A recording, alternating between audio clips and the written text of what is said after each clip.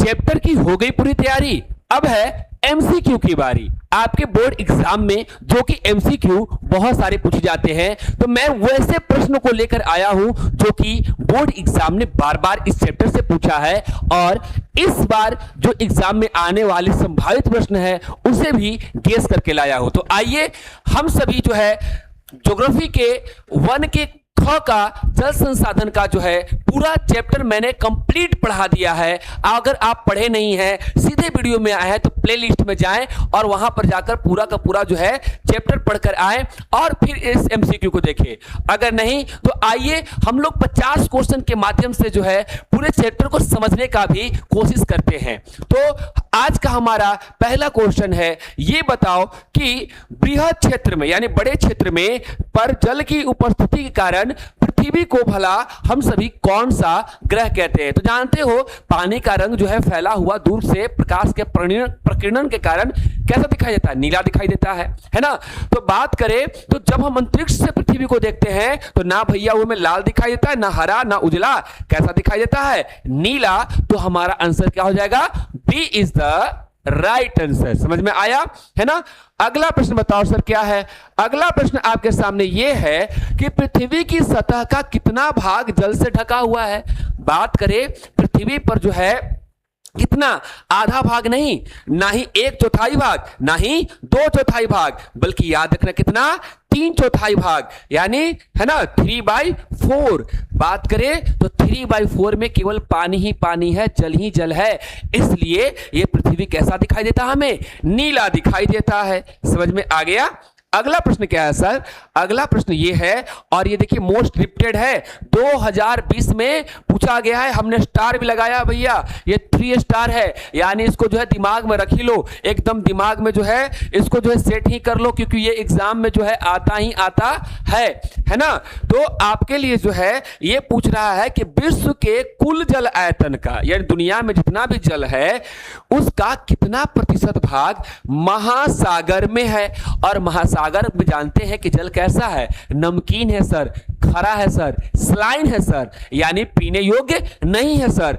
और महासागर में कितना परसेंट है? क्या 96.5 है, 97.5 है, 55.5 है, या 55 नहीं 95% है? कितना परसेंट है? तो देखो भैया परसेंट वाला क्वेश्चन से घबराना नहीं है, 2-3 बार दिमाग में लाना है तो याद हो जाएगा, है ना। तो बात करें कितना परसेंट है, तो ए इज द राइट आंसर। 96.5% पानी भैया धरती पर ऐसा है जो क्या है, लवणीय है और अमृदु है, यानी मीठा नहीं है, पीने योग्य नहीं है भाई साहब। तो यानी पानी होते हुए भी पानी के लिए हम सभी तरस रहे हैं। अब कहता है कि अब तो बताओ, वो तो लवणीय अमृदु था, तो बताओ मृदु यानी जो है संसार में पाए जाने वाले कुल जल का कितना प्रतिशत भाग अलवणीय है? मतलब है ना, सलाइन नहीं है, नमकीन नहीं है, खरा नहीं है, मीठा है, जिसको हम सभी क्या करते हैं, पी सकते हैं। तो भैया मृदु जल जो है बात करें तो ना 1.5, ना 3.5, ना 4.5, बल्कि क्या हो, कितना परसेंट, 2.5% जल कैसा है, मीठा, यानी पीने वाला मात्र 2.5। इसलिए भी पानी हम लोग क्या करते हैं, खरीद कर पीते हैं। समझ में आया। अगला प्रश्न क्या कहता है सर?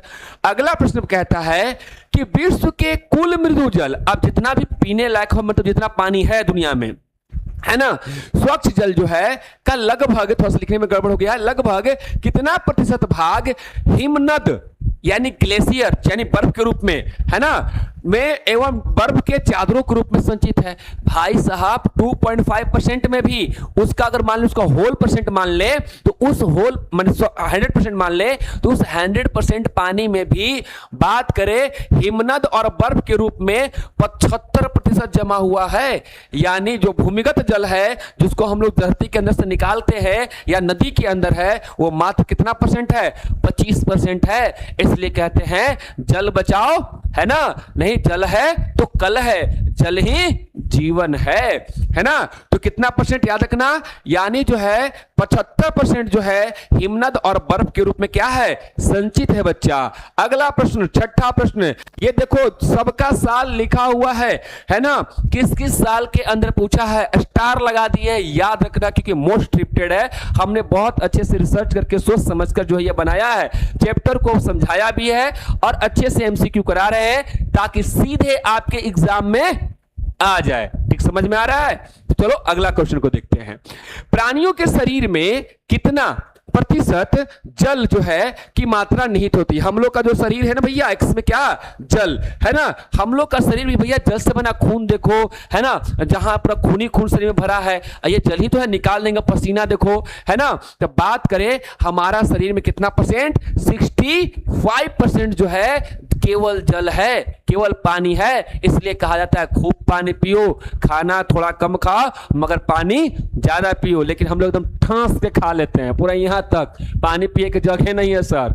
कहीं खाने जाते पार्टी में तो पूरा चाप के खाते हैं, पानी नहीं पीते। भैया पानी पीजिए तभी ब्लड सर्कुलेशन ठीक रहेगा। और पढ़ने वाला बच्चा जो है पानी खूब पीता है। अब बताओ कि पौधों में जल का अंश कितना प्रतिशत तक विद्यमान है? यानी पौधा में तो भैया इसके पास तो पानी ही पानी भरा पड़ा है, देख रहे हो, इसके पास पानी ही पानी भरा पड़ा है। इसमें बात करें पौधों में तो 65% से कितना, 99% केवल क्या होता है पौधों में, पानी ही होता है बच्चा। तो याद कर लेना कितना, 65 से 99%। अगला प्रश्न क्या कहता है? अगला प्रश्न कहता है कि स्वीडन एक देश है कि जल विशेषज्ञ है, विशेषज्ञ ठीक है, विशेषज्ञ फॉल्कन मार्क के अनुसार प्रति व्यक्ति वार्षिक जल उपलब्धता कितने घन मीटर से कम होने पर जल संकट की स्थिति उत्पन्न हो सकती है? जल संकट मतलब जल की कमी। तो बात करें तो प्रति वर्ष, एक वर्ष में एक दिन के अंदर मनुष्य को बात करें तो 1000 घन मीटर है ना, 1000 है ना घन मीटर पानी चाहिए। ठीक है, तो 1000 घन मीटर बात करें तो इतना पानी सर हम लोग को कहां, हम तो 5-10 लीटर में हो जाता सर, नहा धोवा लेंगे सब कर लेंगे। अरे भैया आपके लिए, खेती करने के लिए आपको जो है, जो खेत फसल में जो आप खाते हैं उसको पानी चाहिए कि नहीं चाहिए? आप फल खा रहे हैं, सब्जी खा रहे हैं, तो उसके हिसाब से टोटल जोड़ के बताया गया है कितना, 1000 घन मीटर आपको प्रत्येक दिन जल चाहिए। इसलिए जल काफी इंपॉर्टेंट है, याद रखना। स्वीडन वाला इसको बहुत अच्छे से जल संकट वाले वीडियो में हमने समझाया है। ठीक है, तो अगला प्रश्न याद रखना क्या कहता है कि भारत में विश्व के कुल जनसंख्या का कितना लगभग प्रतिशत भाग निवास करता है? यानी विश्व में जितने लोग हैं उसके कुल का भारत में कितना परसेंट रहते हैं? तो बात करें तो 16%, यानी विश्व के जनसंख्या का भैया हम लोग सेकंड नंबर पे आते हैं ना चीन के बाद। तो विश्व का 16 यानी 100 में से, दुनिया में अगर 100 आदमी होंगे तो 16 आदमी भारतीय होंगे, 16%। याद रखना है, तो केवल परसेंट वाला बहुत क्वेश्चन है, बहुत बार आता है, मोस्ट रिपीटेड है बच्चा, है ना। तो ये सब याद ही कर लेना। ठीक है, अगला प्रश्न कहता है कि भारत में विश्व के कुल स्वच्छ जल संसाधनों का लगभग कितना प्रतिशत उपलब्ध है? यानी जो है भारत में, पूरे विश्व में जो पानी पीने वाला है, ठीक है, उसको हम 100% मान ले तो उसमें भारत के पास जो है कितना पीने के लिए पानी है? तो देखो जनसंख्या 16% है, लेकिन पानी पीने के उपलब्ध मात्र कितना परसेंट है? 4% है। ठीक है, यानी विश्व का मात्र जो है 4% जल ही हमारे पास है। तो भैया जल संकट जगह जगह देखने को मिलता है, इसलिए ध्यान रखना, जनसंख्या 16 और पानी है कम। अगला प्रश्न कहता है कि भारत में प्रति वर्ष वर्षा से कुल कितना जल प्राप्त होता है?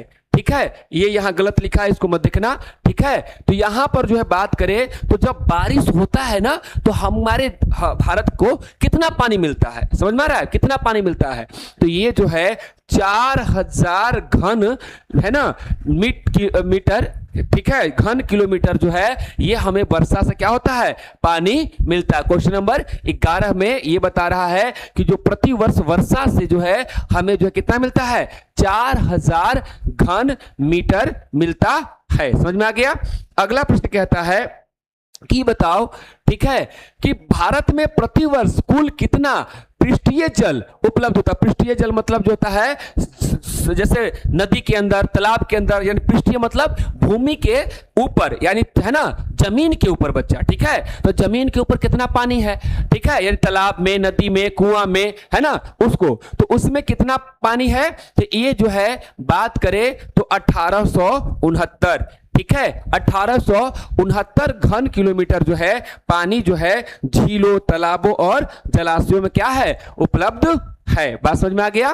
अगला प्रश्न कहता है, 13 नंबर प्रश्न कहता है कि भारत के किन 3 प्रमुख नदियों में देश के कुल पृष्ठीय जल का लगभग 2/3 भाग प्रवाहित होता है। मतलब भारत में जितनी भी नदियां हैं उसमें से 3 नदी जो है, 3 नदी में अकेले लगभग जो है 2/3, है ना, लगभग 70% के आसपास जो है मान लो, ठीक है, कि आसपास जो है प्रवाहित उसी में होता है। तो बड़ी बड़ी नदियां भारत की कौन कौन है भैया, सिंधु नदी, गंगा नदी और कौन नदी, ब्रह्मपुत्र नदी, है ना। सिंधु नदी की जो है 5 सहायक नदियां जो है भारत में कौन है ना, तो झेलम, चेनाब, रावी, सतलज और ब्यास। गंगा नदी जो है ना, गोमुख से निकलती है और हरिद्वार में पहले जमीन पे उतरती है और वो निकलते हुए गंगोत्री से निकलकर कहां, बंगाल की खाड़ी में गिरती है, जाती है। ब्रह्मपुत्र जो है ये भी जो है आपका क्या होता है, सांगपो नदी कहा जाता है उसको, तिब्बत में, है ना, मानसरोवर झील से निकलते हुए इसको जो है आपका होते हुए भारत में, असम में आता है ना, और उसके बाद जो है ब्रह्मपुत्र नदी ये जो है आपका, ये भी बंगाल की खाड़ी में क्या होता है, गिरता है। तो सिंधु, गंगा और ब्रह्मपुत्र जो है ये 3 प्रमुख नदियां हैं बच्चा, जिसमें पूरे देश का 2/3 पानी क्या होता है, रह जाता है।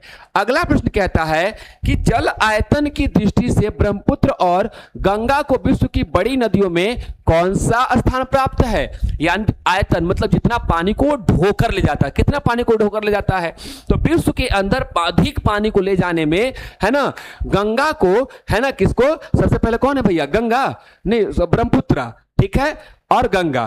तो ब्रह्मपुत्र को जो है बात करें तो ब्रह्मपुत्र को 8वां स्थान मिला है, यानी ये ज्यादा पानी ढोकर ले जाता है ना, और गंगा को जो है 10वां स्थान मिला है। तो याद रखना, ब्रह्मपुत्र को 8वां और गंगा को 10वां स्थान मिला है, ठीक है। अगला प्रश्न क्या कह रहा है कि बताओ जरा कि भारत के उत्तरी मैदान में पंजाब से लेकर ब्रह्मपुत्र घाटी तक, कहां से कहां तक, है ना, उत्तरी मैदान में भारत का जो नॉर्थ प्लेन है ना, इस तरह से प्लेन एरिया जहां पर खेती होता है, पंजाब से लेकर ब्रह्मपुत्र घाटी तक देश के कुल भूमिगत जल का, भूमिगत मतलब जमीन के नीचे वाले जल का कितना प्रतिशत भाग जो है पाया जाता है, ठीक है। कहां की बात कर रहा है, तो ये बात करें तो आपका 42%, कितना, 42% भाग, यानी जो है 42% जल जो है इधर ही पाया जाता है, ठीक है ना। तो ये सब डाटा याद रखना, अभी जो है एकाग्रचित होकर ध्यान से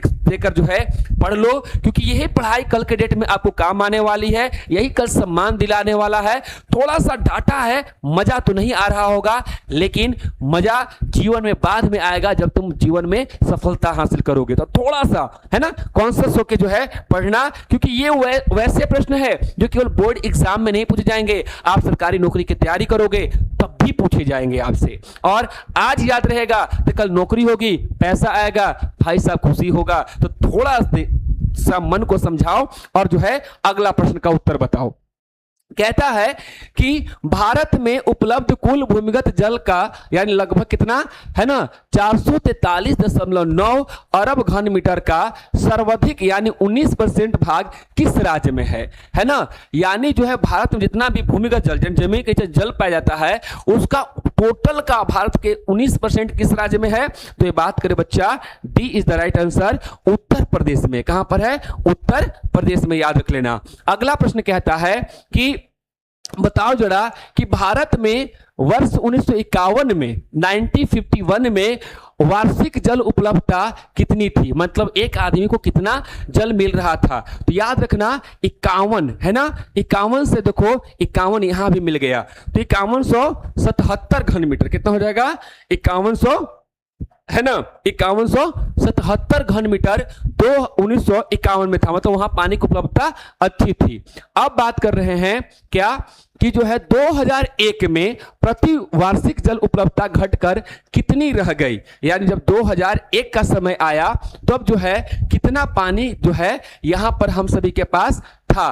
तो ये जो है 1829, कितना 1829 घन मीटर, कितना हो गया 1800, यानी घट करके जो है कितना हो गया 1829, है ना। यहां पर हमको पास कितना था, यहां पर 5177 था और एक घटे कितना हो गया 1829 घन मीटर हो गया, ठीक है 2001 में। अब आगे आकलन करता है 2025 तक भारत में प्रति व्यक्ति वार्षिक जल की उपलब्धता जो है बताओ घट करके जो है कितना जो है अनुमान लगाया गया है। तो भाई 2001 में 1829 था, अब अनुमान लगाया गया है कि 1342 जो है घन मीटर जो है आपका हो जाएगा घटते घटते, ठीक है। तो 3 डाटा याद रख लेना, ठीक है। क्या क्या, तो डाटा था 1951 में 5177 था, 2001 में 1829 था और 2025 में कितना 1342 हो जाएगा। समझ में आया। अब जो है हम लोग जो है अगला प्रश्न की ओर जो है हम लोग बढ़ते हैं, 20वां प्रश्न की ओर बढ़ते हैं। पूरा जो है कॉन्सेप्ट होकर जो है आप जो है देखें क्लास को, ठीक है। तो अब जो है अगला प्रश्न जो है हम सभी के सामने है 20 नंबर कि भारत में जो उपलब्ध कुल जल का सबसे अधिक उपयोग किस क्षेत्र में किया जाता है।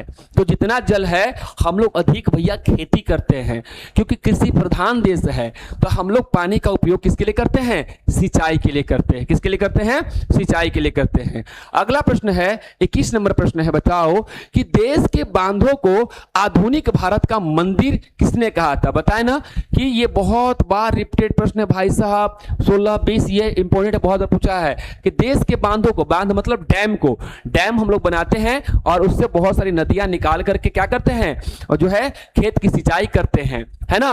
और खेत की सिंचाई होता तो अन्न उपजेगा, तो हम लोग भगवान से मानते हैं कि हमको खुद सुखी संपन्न दे। तो उसी तरह से जो है हमको जो है भगवान का मंदिर यानी भारत का मंदिर कहा था, किसने कहा था भाई साहब, तो हमारे देश के पहले प्रधानमंत्री कौन, पंडित जवाहरलाल नेहरू ने कहा था, ठीक है ना। इससे बिजली बनाते हैं, सिंचाई करते हैं, बाढ़ से बचते हैं, तो बहुत सा काम करता था, है ना, बहुउद्देशीय परियोजनाओं के तहत। नर्मदा बचाओ आंदोलन जो है किस प्रकार का संगठन है, जो स्थानीय लोगों, किसानों एवं पर्यावरणविदों का जो है संगठित करता है ना। तो नर्मदा बचाओ आंदोलन का संबंध जो है मेघा पाटेकर जी ने, है ना। जो बांध बनता है तो बांध बनता तो बांध से जो है पानी रोकेगा तो अगल बगल जो है जंगल क्या हो जाएगा, डूब जाएगा। तो भैया इससे पूरा का पूरा जंगल डूब गया, पूरा क्षेत्र डूब गया, जिससे नुकसान होता है। इसलिए जो है ये कोई सरकारी नहीं बल्कि गैर सरकारी एनजीओ संगठन है और मेघा पाटेकर ने जो है ना इसको जो है बचाने का जो है प्रयास किया था और जो है इसका सवाल उठाया था, ठीक है। अगला प्रश्न है कि नर्मदा बचाओ आंदोलन का मुख्य उद्देश्य गुजरात में किस नदी पर बन रहे बांध का विरोध करना था, है ना। तो यहां पर जो है नर्मदा नदी पर, किस पे, नर्मदा बचाओ होगा तो भैया किस पे होगा, नर्मदे पे होगा। तो इस पे एक बांध बना रहा था, कौन बांध बन रहा था, सरदार सरोवर बांध, ठीक है, ये बन रहा था। इसी का जो है क्या किया जा रहा था, विरोध किया जा रहा था, किसके द्वारा, मेघा पाटेकर जी के द्वारा।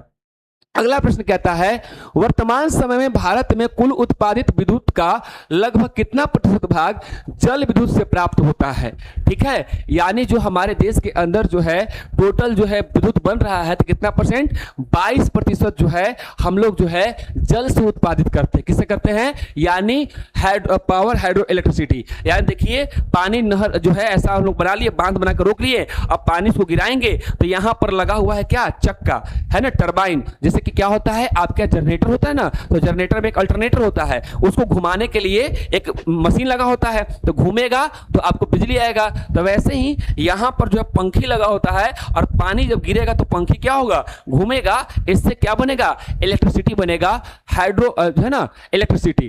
तो यहां पर 22% जो है हम लोग जो है वाटर से बना रहे हैं वर्तमान में। अगला प्रश्न कहता है कि उत्तर प्रदेश के कानपुर में स्थित लगभग कितने चमड़े उद्योग प्रतिदिन 58 लाख लीटर मल जल गंगा नदी में बहा रहे हैं। प्रत्येक दिन 58 लाख गंदगी भाई गंगा की नदी मिला रहा है। हमने जय गंगा मैया करके डाल दे रहे हैं। बताइए गंगा के साथ कितना गड़बड़ कर रहे हैं। बात करें कितना बच्चा, 180 कारखाने हैं। कितने हैं? 180 कारखाने हैं टोटल। बात करें 26 नंबर प्रश्न कहता है कि बताओ कि बिहार एवं पश्चिम बंगाल के कुछ भागों में भूमिगत जल में अति दोहन के कारण किस तत्व का संकेंद्रण बढ़ गया। इसको बहुत अच्छे से वीडियो में हम समझाए हैं, ठीक है। तो अत्यधिक पानी निकालने के कारण जो है आर्सेनिक जो पानी में पहले फैला था, ठीक है, जमीन के अंदर, तो पता नहीं चल रहा था। लेकिन अगर पानी कम हो गया और वो तत्व की मात्रा बढ़ गया तो आर्सेनिक है ना, आर्सेनिक के कारण जो है बात करें तो यहां पर बिहार और पश्चिम बंगाल में रोग भी होता है ना, जो है आपको हड्डी कमजोर हो जाता है, ठीक है, अगर ज्यादा ऐसा पानी पीजिएगा तो जिसमें आर्सेनिक की मात्रा होगा। तो आर्सेनिक की मात्रा बढ़ गया था। और राजस्थान और महाराष्ट्र के जो कुछ भागों में भूमिगत जल के किस तत्व का संकेंद्रण बढ़ गया था, वहां पे भी अत्यधिक पानी जब भूमिगत जल निकाला गया तो वहां पे फ्लोराइड बढ़ गया था। किसका? फ्लोरीन, ठीक है, एक तत्व है, तो उसकी जो है मात्रा बढ़ गई है ना। तो भैया वहां के पानी को पीने से भी जो है क्या होने लगा, बीमारी फैलने लगा था। इसलिए जो है सोच समझ करना होगा। आगे कहता है कि भारत, जो हमारा प्यारा भारत है, ठीक है, वो हमारा प्यारा भारत में बात करें, ठीक है, तो प्यारा भारत में जो है भारत सरकार के द्वारा पहली बार राष्ट्रीय जल नीति कब स्वीकृत गई, मतलब जल को बचाना पड़ेगा, इसके लिए नीति जो है सबसे पहले कब जो बना था, तो याद रखना सितंबर है ना 1987 में, सितंबर 1987 में जो है राष्ट्रीय जल नीति बनाया गया कि जल को कैसे बचाया जाए। अगला प्रश्न कहता है कि राष्ट्रीय जल नीति का संशोधित रूप किस वर्ष प्रस्तुत किया गया, मतलब उसको रिवाइज करके, उसको ठीक करके कब किया गया, तो ये किया गया बच्चों 2002 में जो है इसका जो है तैयार करके कि भैया क्या क्या नियम होना चाहिए जल बचाने का, ये सब किया गया था 2002 में। अगला प्रश्न कहता है कि वर्षा जल के भूमि में रिसने से, वर्षा जल का पानी जो होता है ना पड़ा, तो ये क्या होता है, रिस कर नीचे जाता है, पानी नीचे जमा होता है, और यही हम लोग कल अथी जो है लगा करके या जो है बात करें तो अथी करके है ना जमीन के अंदर खुदाई करके जो है मोटर के द्वारा जो है निकालते हैं। तो कहता है कि वर्षा जल में भूमि में रिसने से भूमिगत जल का लगभग कितना प्रतिशत भाग जो है संचित होता है। तो बात करें तो ये जो है आपका कितना परसेंट होता है, 22% जो है भाग क्या होता है, संचित होता है, ठीक है, कितना परसेंट, 22% जो है आपका जो है क्या हो जाता है, भूमिगत जो जल जो है संचित हो जाता है। अगला प्रश्न कहता है कि मेघालय का, ठीक है, कौन सा, मेघालय का है ना, आपका जो है बात करके इसका मेघालय का, मेघालय का जो है चेरापूंजी और मानसीराम में विश्व का सर्वाधिक वर्षा होने के बावजूद पेयजल की आवश्यकता का लगभग कितना प्रतिशत भाग छत से इन लोग प्राप्त करता है, ठीक है। तो बात करें तो इन लोग जो है छत से जो है 25% है ना, क्योंकि मेघालय में भैया ऊंचा पे है, पर्वत है, पहाड़ है, और पहाड़ पे पानी रुकेगा नहीं, नीचे की ओर ढल जाएगा, इसलिए इन लोग क्या करता है, छत से ऐसा बना लेता है कि जो इस तरह का शेप बना लेता है कि पानी किस में गिरेगा और यहाँ जाकर टंकी में जमा हो जाएगा। तो 25% पानी जो है, जबकि चेरापूंजी में हमेशा पानी जो है बरसात होता है, ठीक है, विश्व का सबसे अधिक पानी बरसात होता है, बारिश होता है, 25% उन लोग उससे प्राप्त करता है। अगला प्रश्न है कि राजस्थान के शुष्क क्षेत्रों जैसे फलोदी एवं बाड़मेर, क्या है, फलोदी एवं बाड़मेर में पेयजल संचय के लिए बनाए गए भूमिगत टैंक को क्या कहा जाता है, ठीक है। क्या बोला, राजस्थान के जो सूखा जगह है तो वहां पे भी जो हम लोग क्या बनाते हैं, इस तरह का जो है बनाते हैं, है ना, तो उससे हम लोग क्या कहते हैं, टांका कहते हैं, लिखने में गलती हो यहाँ पे, क्या कहते हैं, टंका कहते हैं, ठीक है, ताकि जो है बारिश हो तो पानी इसके अंदर क्या कर सके, बचा कर रख सके, और ऊपर से जो है ढक दे ताकि वाष्पीकरण नहीं हो, ठीक है। तो कहां कहां बात कर रहा है ना, फलोदी और बाड़मेर में भूमिगत जमीन के नीचे बनाते हैं, उसको क्या कहते हैं, टांका कहते हैं। अब जो है अगला प्रश्न कह रहा है कि राजस्थान में जोहड़ और टंका, इसी तरह का जो बात है ना, पानी को जमा रखने के लिए द्वारा जल संरक्षण का कार्य करने वाले प्रमुख जो है गैर संगठन जो है, यानी नॉन गवर्नमेंट ऑर्गेनाइजेशन, एनजीओ जो है, कौन सा है, जो पानी को बचाने के लिए काम करता है। तो पानी को बचाने के लिए जो काम करता है उस संगठन का नाम क्या है बच्चा, तरुण भारत संघ, क्या नाम है, तरुण भारत संघ नाम है। अगला प्रश्न जो है कहता है कि बिहार की सबसे प्राचीन यानी पुराना और पहली नदी घाटी परियोजना कौन सी है? तो ये आपका कौन सी है? सोन नदी घाटी परियोजना है। ठीक है, सबसे पुरानी है। ठीक है, कौन? सोन नदी के ऊपर जो बांध बनाया गया है उसकी हम चर्चा कर रहे हैं। आगे और भी सोन नदी से प्रश्न मिलेगा। अगला कहता है कि सोन नदी घाटी परियोजना का विकास ब्रिटिश सरकार के द्वारा किस वर्ष किया गया था? है ना, तो इसकी जो है सोन नदी घाटी परियोजना की जो है बात करें तो शुरुआत जो है ना, ये आपका ठीक है 1874 में किया गया था। 1874 एकदम डाटा बेस्ड क्वेश्चन आपका एग्जाम पूछता है, कोई कॉन्सेप्ट उस तरह से नहीं पूछता है एमसीक्यू में, लेकिन आपका लघु और दीर्घ में कॉन्सेप्ट से पूछता है, जिसको मैंने चैप्टर में बहुत अच्छे से समझाया। ठीक है ना, तो क्या हो गया? सोन नदी घाटी परियोजना ब्रिटिश सरकार यानी अंग्रेज के समय में 1874 में लोग क्या थे? अंग्रेज के गुलाम थे ना, तो 1874 में जो है इसको जो है चालू किया गया था।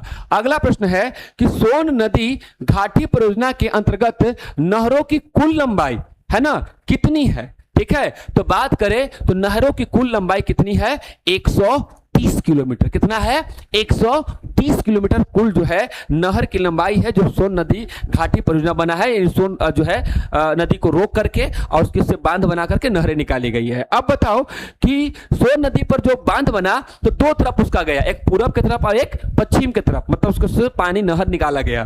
तो सोन नदी परियोजना की पूर्वी नहर शाखा से बिहार के किन जिलों को भूमि संचित किया जाता है, मतलब किस भूमि को सींचा जाता है? तो बात करें कौन कौन है? पटना, गया और औरंगाबाद। ठीक है, ये जो है पटना गया है ना पूर्वी। हाँ, पूर्वी में जो है बात करें तो पूर्वी जो है शाखा से जो है हम लोग पटना, गया और औरंगाबाद को सींचने का काम करते हैं। ठीक है, और पश्चिम के बोले तो कौन हो जाएगा? रोहतास, बक्सर और भोजपुर। यानी पूरब में कौन हो गया? पूरब में हो गया आपका पटना, गया और औरंगाबाद, और जो पश्चिम हो जाएगा तो रोहतास, बक्सर और भोजपुर। है ना, सोन इस तरह से नहर बनाया जाता है। और देखिए अगला क्वेश्चन पूछा ही क्या कि भाई पश्चिमी शाखा की जो है 3 जिलों का बताओ, तो कौन हो जाएगा? रोहतास, बक्सर और भोजपुर। इसका क्या हो जाएगा? सही आंसर हो जाएगा। अगला प्रश्न कहता है ठीक है कि सोन नदी परियोजना को बहुउद्देशीय परियोजना देने के लिए डेहरी से लगभग, बहुउद्देशीय मतलब जिससे ढेर सारी क्या हो जाए? उद्देश्य की पूर्ति हो, है ना। डेहरी से लगभग 10 किलोमीटर की दूरी पर किस स्थान पर बैराज यानी बांध बनाया गया? तो डेहरी से लगभग जो है 10 किलोमीटर की दूरी पर जो है इंद्रपुरी में, कहां पर? इंद्रपुरी के ऊपर जो है एक बांध बनाया गया था, है ना, बैराज बनाया गया था। इस तरह से जो है पानी को रोकने और देखिए करने के लिए, बंद करने के लिए, है ना, बनाया गया था। कहां पर? इंद्रपुरी पे।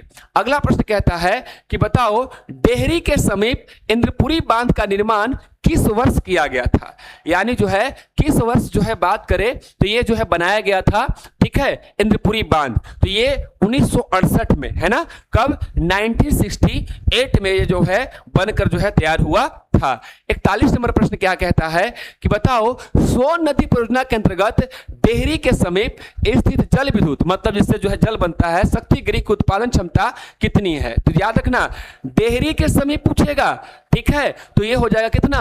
6.6 मेगावाट। और बारून के समीप पूछेगा तो 3.3 मेगावाट। समझ में आ गया? इससे जो है बिजली बनाने का जो है सोन नदी पे बन रहा है कितना? 6.6। कहां पे? आपका डेहरी के समीप। और यही पूछेगा कि पूर्वी शाखा पर स्थित बारून, है ना, उससे आगे जो है बारून जल विद्युत उत्पादन क्षमता कितनी है? तो ये बात कर कितना हो जाएगा? 3.3 मेगावाट हो जाएगा। ये प्रश्न बार बार पूछता है कि बिहार से लगा हुआ है और बिहार से रिलेटेड है, तो यहां से प्रश्न जो है बनता है। 43 नंबर प्रश्न कहता है क्या कि सोन नदी किसकी सहायक नदी के जल से उपयोग मुख्यतः उत्तर प्रदेश सरकार के द्वारा किया जाता है। मतलब उत्तर प्रदेश में एक नदी बहती है जिस नदी का नाम है रिहंद नाम है। क्या नाम है बच्चा? रिहंद नाम है। और इसी का जल जो है ना, आपको सोन नदी में आता है, इसकी सहायक नदी है, तो उत्तर प्रदेश सरकार से संबंधित रखती है रिहंद। अगला बात कहता है कि बिहार जब झारखंड और बिहार अलग नहीं हुआ था विभाजन से पूर्व, प्रस्तावित इंद्रपुरी जलाशय योजना का और क्या नाम था? तो बिहार जब झारखंड से अलग नहीं हुआ था तो उस समय उसका नाम क्या था, है ना? कंदवन, कंदवन जलाशय योजना। क्या नाम था? कंदवन जलाशय योजना था बिहार विभाजन से पूर्व। इसका जो है इस प्रोजेक्ट का नाम कंदवन नाम था। ठीक है, अगला प्रश्न कहता है कि कंदवन जलाशय योजना के कार्यान्वयन हेतु बिहार सरकार किस केंद्रीय निगम यानी कॉर्पोरेशन से सहमति प्रदान की? तो भाई पानी चाहिए तो हमको ताप विद्युत थोड़ी चाहिए, हमको जल विद्युत निगम के साथ करना पड़ेगा।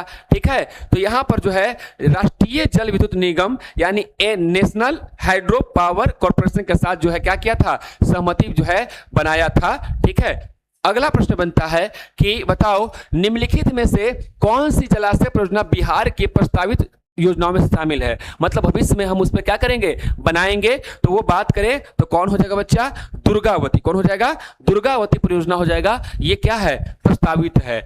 अगला प्रश्न की बात करें तो अगला प्रश्न कहता है कि बिहार के किस जिले में नहर सिंचाई प्रमुख साधन है, यानी नहर से ही सिंचाई किया जाता है। तो ये भैया ये सब नहीं होगा, रोहतास में जो है नहर से ही सिंचाई होता है। पश्चिम वाला बात तो बताए थे। अगला प्रश्न कहता है कि बताओ बिहार के, भाई ये तो बहुत बार पूछा गया है कि आप जानते भी बिहार के शोक किस नदी को कहते हैं भैया। तो भैया हम लोग जो है कोसी नदी को क्या बोलते हैं, बिहार का शोक, क्योंकि अपना रास्ता हमेशा बदलता है, कोई फिक्स ही नहीं पता है, जिसके हम लोग प्रबंधन नहीं कर पाते हैं, है ना। तो हर साल ये जो है क्षेत्र को खराब करता है। 49 नंबर प्रश्न कहता है कि भारत का सबसे लंबा बांध कौन सा है जो महानदी पर क्या है, निर्मित है। तो सबसे लंबा बांध बात करें तो हीराकुंड बांध है। कौन सा बांध है, हीराकुंड बांध है, जो किस नदी पर है, महानदी पर। ये भी देखिए मोस्ट टाइम रिपीटेड प्रश्न है, याद कर लीजिएगा। ठीक है, अगला कहता है, बात करें क्या कि कृष्णा नदी पर स्थित दक्षिण भारत के प्रमुख बहुउद्देशीय परियोजना कौन सी है। कृष्णा नदी पर जो है बात करें तो नागा अर्जुन सागर परियोजना है। कौन सा है, नागा अर्जुन सागर परियोजना है कृष्णा नदी पर जो है। ठीक है, और ये परियोजना बहुउद्देश्यों के लिए जो है बहुत सारे उद्देश्यों को पूर्ति करने का काम करता है। देखिए 50 प्रश्न तो हमने बहुत अच्छा से बता दिया। अब उन 50 में से इन प्रश्नों को देख लीजिए, ये वो ऐसे प्रश्न है जो उन्हीं में से है। अगर आपको सर 50 नहीं याद करे सर, हमें इतना, हमको ज्यादा दिमाग काम नहीं करता है, थोड़ा सा बता दो, तो ये सारे क्वेश्चन जो है आप देख लो, स्क्रीनशॉट ले लो। ठीक है, उसी में से है जो मोर टाइम पूछा गया, हमने उसमें से भी तैयार कर दिया है, इसमें से संभावित आ ही जाएगा। और एक और देखो तो ये भी आपके जो है उसी में से हमने तथ्य दिया है, इतना देख लोगे तो आपका लगभग जो है क्वेश्चन यहां से लड़ ही जाएगा। ये पूरे जो है गेस क्वेश्चन था। तो आपको जो है मैंने पूरे अच्छे से पूरा एमसीक्यू बताया, समझाया, है ना, और एक एक जो है प्रश्न को समझाया। और इसका पीडीएफ आपको टेलीग्राम का लिंक जो है डिस्क्रिप्शन में डाला हुआ है, और बात करें तो उस पर जो है आप ज्वाइन कर ले, पीडीएफ वहां से मिलेगा, क्लास की सूचना भी वहीं से मिलेगा। मिलते हैं नेक्स्ट वीडियो में नए ऊर्जा उत्साह के साथ। इस वीडियो में इतना ही।